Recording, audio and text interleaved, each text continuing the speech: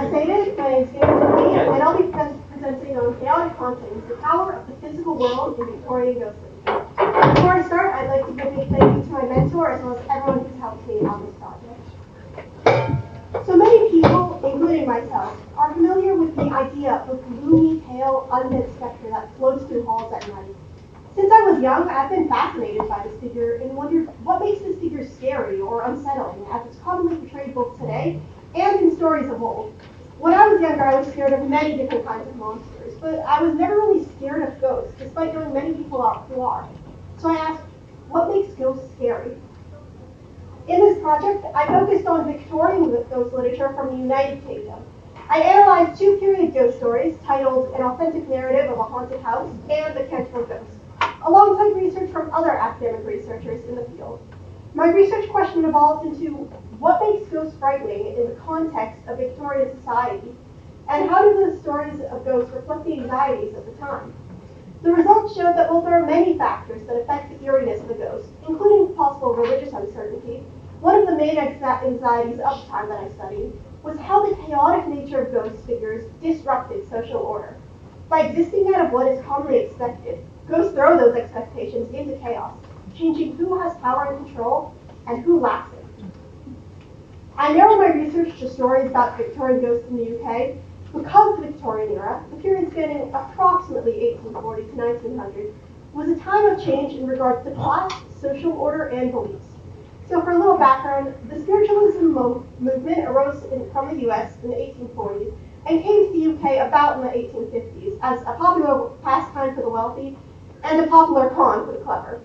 Spiritualism itself was the belief in spirits and their supernatural powers, as well as the belief that it was possible to contact spirits through seances. Some members of the upper class had seance rooms in which they would invite mediums, as well as their servants, to take part in the summoning of spirits. Researcher Brian McCuskey writes, servants play a role in the theatrical production of the uncanny at 19th century seances, where they're surprisingly visible. While some claim that having servants in the room helps the proceedings, they often helped con man mediums with their tricks in order to convince their masters of supernatural phenomena, leading to critics to find that spiritualism was disruptive to a household. As Victorian researcher Aviva Brito puts it, the work of domestic servants in particular was thought to be hindered by spiritualism. Ghosts, or the idea of them, made themselves known at seances through physical interactions such as knocking on tables or moving objects. Then, were later recorded with spiritual photography, or as I like to put it, the Victorian version of the Hitchhiker Ghost at Haunted Mansion. Spirit photography itself used double exposure to create ghostly images. Both of these broke the lines between physical and the spiritual world in the eyes of spiritualists. In a reflection of that, the seance was a place where the upper class willingly gave themselves up to the performance of a medium, oftentimes unaware of it, while servants were given some power over their masters, breaking the lines between the worlds of separate classes. Ghosts were linked to blurring divisions, something not seen outside of the seance room. In fact, when it came to daily life, people were striving to make class lines firmly unbreakable. The Victorian era saw the rise of the middle class as distinct from the upper and lower, with the advent of the industrial era. The British middle class was quickly forming while still constructing their identity and values. Those who found themselves in such a class were determined not to be lumped in with the lower class, especially those in urban housing, who were often on the brink of financial concern and at risk for being seen as lower class. To put it in Victorian researcher Laura Baker Wheelan's words, members of the middle class tried to find ways both to define themselves in contrast to other classes and to solidify their power base. So keeping historical reference and theory in mind, the main point of interest for this project was looking how writers of the time, the Victorian era, took spiritual happenings and used them as both inspiration for stories, but also as a way to further explore humanity's connection with the idea of ghosts and the fears that surrounded them. So for this project, I analyzed Joseph Sheridan Lefaunu's An Authentic Narrative of a Haunted House, written in 1862, and Oscar Wilde's The Canterville Ghost, written in 1887. As seen, An Authentic Narrative of a Haunted House was written in the early half of the Victorian spiritualism movement, while The Canterville Ghost was written in the later half. In this way, these two texts act as samples of thought in early and later parts of the movement. So just for a quick summary, An Authentic Narrative of a Haunted House follows a narrator writing about when he and his family moved into a house by the sea, and were subsequently haunted by three distinct ghosts who were silent, and constantly searching for something. The Canterville Ghost is almost a parody of such stories. It tells the story of the Otis family, an American middle-class family moving into Canterville Chase, a British estate previously owned by the Canterville family. The ghost of Simon de Canterville haunts the estate and makes scaring its residents an art form he prides himself on. Despite all his best efforts, his attempts to scare the family are near useless, bringing him to quite the turning point in his career. Through my research, I found that objects and ownership play a key role in the stories, as the living and dead are both at odds with each other within a household, and the question of who truly owns it comes into play. The ghosts of an authentic narrative exert their power over objects by rummaging through furniture and opening doors, leaving the narrator and his family in fear of them. As they interact more with the physical world, the family becomes more scared. However, in the Canterville Ghost, the family becomes more amused when the ghost interacts with the physical world, making light at him when he tries to create fake bloodstains, or when he tries to use various costumes for the many ghostly characters he has created. So what difference between these two families? Why does one have a fearful negative experience, while the other has maybe a slightly inconvenienced one? There are two main factors I found in my research. One is how the two families use objects themselves, and the other is their relation to their social status. The two families have varying levels of trust in both of these, leading to different results. Trust and the power it grants them is a key factor in how these families react to the hauntings. In an authentic narrative of a haunted house, the narrator's use of objects as a safeguard against ghosts after ghost actions directly correlates to his lack of trust in his servants and his immediate trust in his fellow upper-class peers. Early in the story, he states, "It struck me as an odd thing, considering how prone to superstition a person in my butler's rank of life usually are. He did not seem to suspect anything supernatural in its occurrence." This quote reveals that he has preconceived notions relating to the lower class, specifically that he does not usually trust their paranormal judgment. This is seen further when his cook and housemaid attempt to use a candle to keep the ghost out of their workplace. However, this has no effect. Despite the narrator being aware that such a method is ineffective, he attempts to try it himself on the recommendation from a doctor and peer. He only tries to use this after he gets recommendation from a fellow upper-class peer. While this could be attributed to the narrator wanting to test everything for himself, this theory is proven false later in the story, when he accepts an upper-class friend's unsubstantiated hunch theory of why the ghosts haunt the house. Therefore, he tests the candle because he believes the words of an upper-class peer over those of a servant. As if mocking him, the ghost's hauntings become even more intense after the fact. The narrator's lack of trust in his servants likely relates to ideas surrounding class association. To take advice from someone of a lower class to oneself is to possibly fall to their level, and therefore frowned upon. This blurring of what was intended to be a visible line between the working and middle classes was seen as an incorrect breaking of boundaries. In fact, to do so was to allow servants in the underclass to invade middle and upper class spaces. As Professor Whelan states, both the ghost and the underclass invader are invisible, undetectable, and transgressive of every boundary the upper middle class tried so carefully to erect between himself and the other.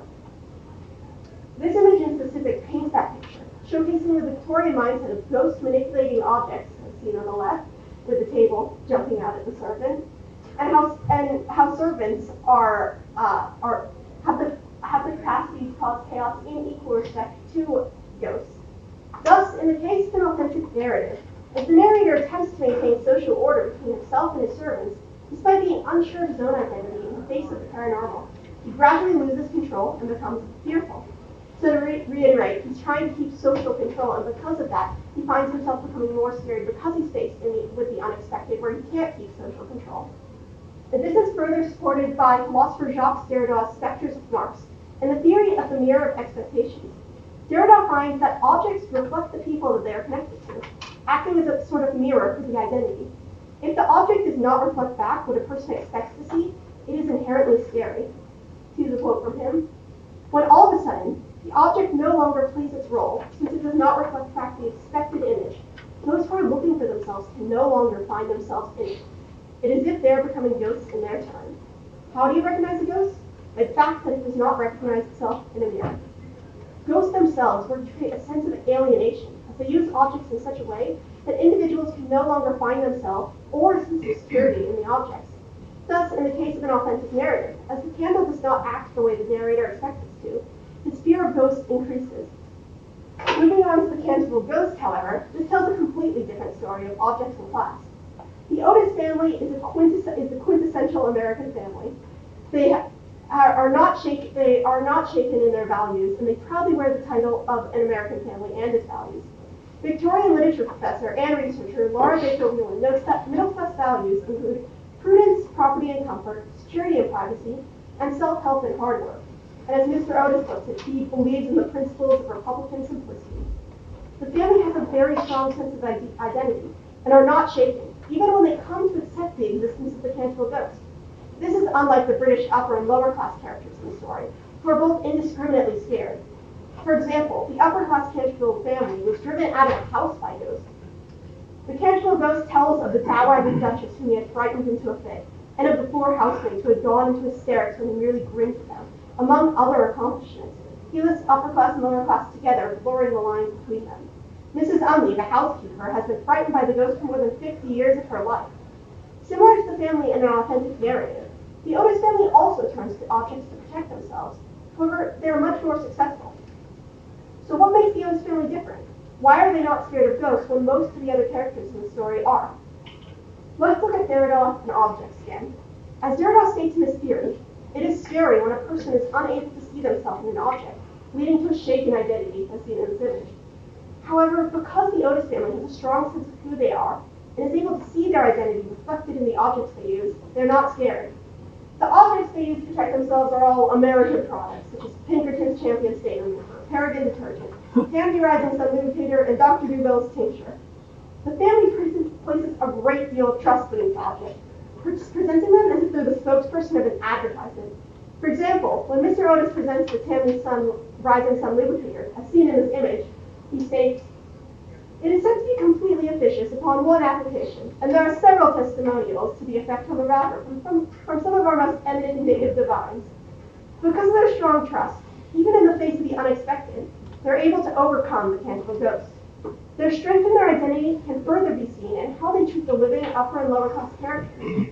While the narrator of an authentic narrative must show preferential treatment by placing more trust in the upper class in order to remain firm in its identity, the Otis family has no need of this. They view the upper and lower class as equally superfluous. Not only do they disrupt order in this way, they also do so through their conflict with some of the other characters. The American Otis family has very different customs compared to the British characters. Mr. Otis makes fun of the British upper class by stating the laws of nature are not going to be suspended for the British aristocracy, and the family does not seem very bothered when Mrs. Umley, the servant, faints. The most outrage in regards to their attitude, however, is the Canterville ghost. While dead, he still regards himself as British and blames the Otis family's nationality for how ineffective his scarings are, calling them some wretched modern Americans and a rude American family. The Otis family throws not only the living characters' normality into confusion, but also the ghosts. Thus, they are not scared because they have the capacity to be even more chaotic than the ghosts. Furthermore, by having both a strong sense of identity in relation to objects, as well as acting as a somewhat disruptive force themselves, the Otis family is not able to be scared when it comes to the ghost.